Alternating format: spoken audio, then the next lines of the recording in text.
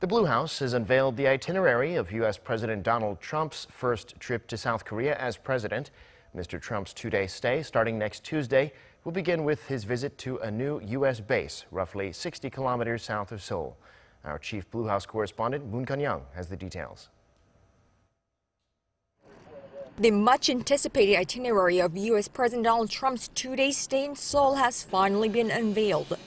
Upon stepping on South Korean soil for the first time as the President of the United States, Mr. Trump will get right back in the air around midday on Tuesday and head 64 kilometers south of Seoul to the newest and biggest U.S. military installation, the U.S. Army Garrison-Humphreys. President Trump's visit to Camp Humphreys in Pyeongtaek will be a symbolic opportunity to show South Korea's significant contribution as an ally to the United States.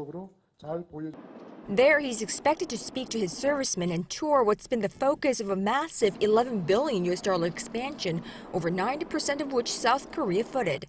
The U.S. first couple will spend the rest of their first day in Seoul at the Blue House.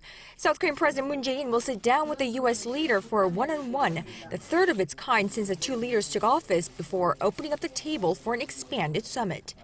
Topping the agenda during the bilateral talks are expected to be North Korea's nuclear program and security issues in Northeast Asia, but also trade, judging from Mr. Trump's repeated demands for a revision to the Korea-U.S. Free Trade Agreement. A joint news conference is scheduled for later in the day.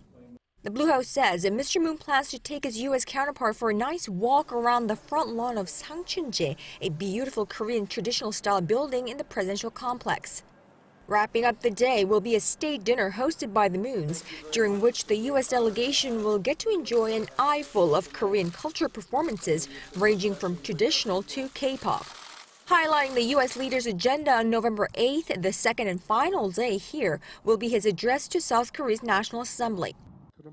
The parliamentary address in Seoul, the first for a U.S. president in 25 years, will mark the only opportunity for President Trump to offer the United States views and policy vision for the Korean Peninsula and Northeast Asia.